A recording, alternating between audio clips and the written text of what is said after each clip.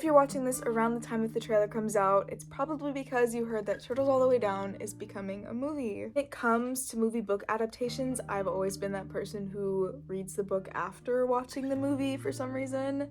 But when it came to this book, I decided to be proactive for once. I heard that it was becoming a movie a couple years ago, and I read it around 2 Christmases ago. Since then, I have read it very many times afterwards, and I can confidently say that this is my favorite book in the entire world. When it came to initially scripting this video, I kind of had this approach that I would get into the nitty-gritty and just talk about everything and do a deep dive and talk about every single chapter one at a time and everything, and just all the everythingness that I maybe would want to do someday.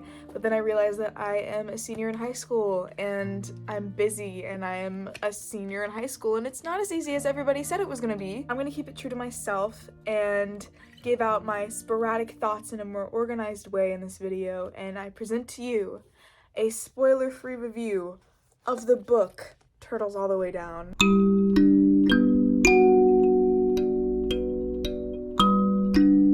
The main protagonist of this book is Asa Holmes, and she lives with her widowed mother in Indiana. A very vital part is that she lives with severe OCD. I'm not sure how to hone in how important it is that I mention that she lives with severe OCD, because it's so important and vital to the book itself. It's almost as if there's 2 plots going on, the one in Asa's mind and then the one with the Picketts. Davis Pickett in particular is another very important character in the book, and so is his father, who is the billionaire who's missing, who you may have read about in the blurb. Reconnects with Davis, her childhood friend, throughout the book because his dad is missing and she's searching for him, and she really wouldn't have been searching for him if it wasn't for Daisy, who's Asa's best friend.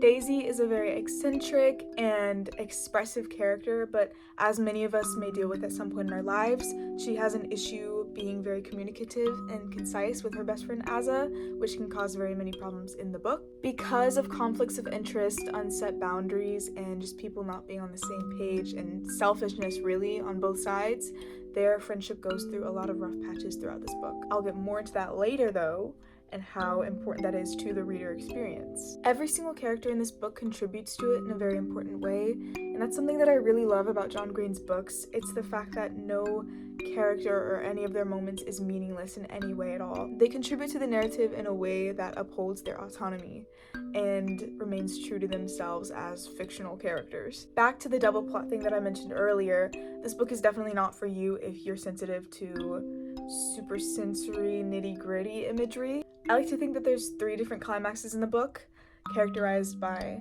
hand sanitizer, driving, and goodbye. All of these are super sensory and great in imagery and writing in the best ways possible, but when it comes to the hand sanitizer scene, that may be very upsetting for certain people. It's a lot, and if that's something that upsets you, I definitely recommend skipping that part when you kind of feel it coming up. It may be especially triggering to people who deal with severe mental issues that cause possibly impulsive decisions like Asa does. Otherwise, if you're like me and you like it when the worst bits of yourself are effortlessly written on paper for you to live vicariously through, then definitely check it out.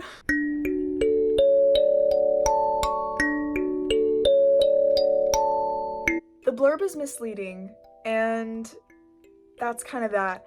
I picked up this book expecting kind of a mystery thriller, easy, low stakes read. It definitely was not low stakes, and it was a little mystery thriller. I mean, there's mystery and thrill, but as you read the book, you begin to realize that that's not the point. And I love that, actually. This book is like the epitome of it's not the destination that matters, it's the friends we made along the way, or at least the crazy shit that happened along the way. This is the kind of book that you read for the characters and not particularly the plot.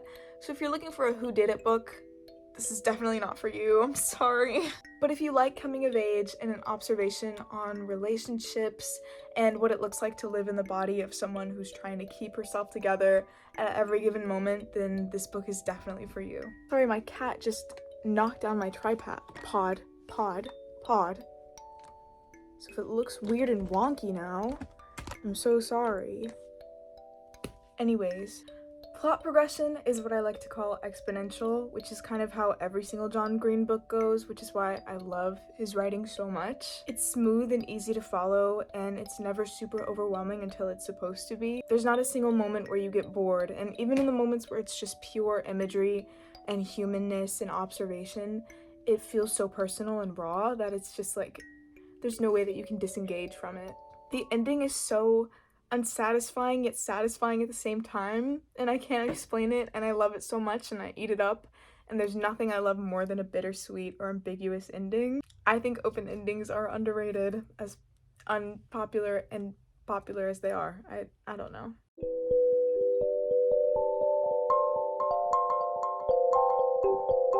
John Green's way with words are modern yet classical in concept. He's so good at taking the world and stripping it of man-made concepts and perceptions and opinions, yet describing it all in the most human way possible. The skill that he has to describe life is so evident in Turtles All the Way Down, and it enhances the book to such a John Green degree. I can't remember what light setting I had. I think it was this one. Okay. I kind of like it. It's kind of cold though. I don't know, whatever. There are scenes in this book where you connect with the characters and the environment around them in such a tangible way that it's almost easy to mistake it for a real memory. If you've never experienced a certain thing, or you never plan to, or you have no memory of a certain thing, if John Green writes about it, it will fully convince you that you are living that moment. And it's so personal and so tangible that it may even convince you that you've lived that moment more than having an actual memory of living that certain moment that he's writing about. Does that make any sense? I hope I'm making sense. Whatever. On to the next section, okay?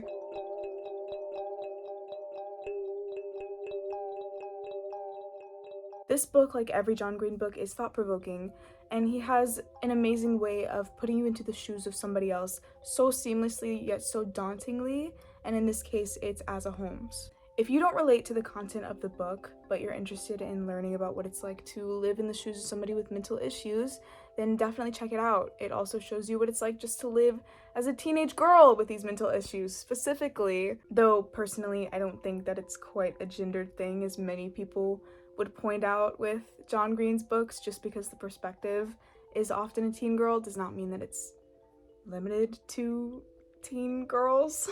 I think maybe it's nice that somebody's taking it seriously for once. Maybe you could take that into account. But anyways, philosophy. This book also has a lot to say about friendships and maintaining them, especially when maybe your friends don't have the same interests as you, or you're going through a rocky time because of differences in lifestyle, especially economic differences, financial differences, and also setting boundaries in friendships as well, and understanding your place in a friendship, whether you've been treating your friends as well as you should be, you know? Daisy and Asa go through quite a rough patch during this book in their friendship, and rather than treating it as a narrative device, John Green almost implements it as a lesson, or not quite a lesson, but like it's like an outlet for development for both characters. See, maybe if you're relating to their relationship in your own life and you're looking at it and you're being like, wow, maybe this is something that I could do to patch my relationship or carry my relationship through to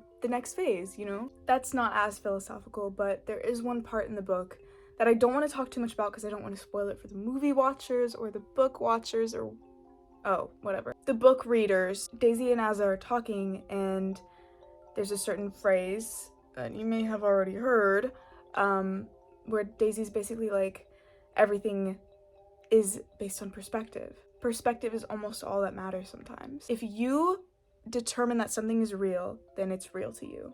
Doesn't matter if it's not real tangibly, doesn't matter if it's not real to somebody else, and this could apply to anything. Maybe you believe the earth is flat and the CIA is coming after you, or you believe that Sasquatches and big Yeti people are walking around in the forest and we just don't see them. If it's real to you, then it's real. You have no proof that it isn't, you have no proof that it is besides your perspective. And that may sound so stupid on surface level, but to Asa and probably a lot of people who live with OCD or severe mental issues in general, that can be something that really carries you through something. I'm using an abundance of somethings today.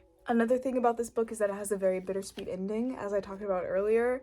And if you don't like bittersweet endings, then get over it, because this book is worth it. And also, get out of La La Land, okay? I'm just kidding. I'm just kidding. It's fine if you like sweet, happy endings, okay? It's fine. When it comes to the ending of this book or a particular relationship in this book, there's no, oh, well, maybe one day in the future, blah, blah, blah. There's none of that. No, like, it's over. And that's that. I mean, at least as far as I got from it. Maybe I need to read it a couple more times and think about something else. In a way, that makes me appreciate the book a lot more because it brings the focus back to Asa rather than her relationships with other people. It kind of brings the focus back to how they built her and what they taught her, and it shows the developments in the way that she handles grief, the way that she lets people go or holds on to people, the changes in the relationship with her mother. Another thing I want to mention is the space that her mother takes up in the book, which makes me so happy, and I don't like how we phase out older characters in teen books anymore. And I know it's called teen books, young adult for a reason, but that doesn't mean that I would want my mother to be a background character, you know? My mom is one of my favorite people. She's one of the best people in my life, and I'm so happy that she's my mother. So if somebody were to write a book about me, she's not just some, like, throwaway character. When you're writing teen books, adults are just as important because, I'm sorry, like, who is paying the taxes? Who is keeping your roof over your head? Like, who got you that car? Be honest, be honest. Anyways, I've said a lot of the things that I want to say about this book, and I've also not said a lot of the things that I want to say. And I think that I'm going to wait until the movie comes out and until I've read it a couple more times and really taken egregious notes. And then I'm going to hone in. Maybe. Possibly. I'm going to stop promising videos. Just like that one vlog that I never promised that I'll probably include. I'll probably make a throwaway video just like with a bunch of clips that I have on my phone that I haven't used, but I want to use. Anyways, with that being said, my name is Savannah Cerise. My favorite author is John Green. My favorite book is Turtles All the Way Down, and I hope you have an amazing day. Bye.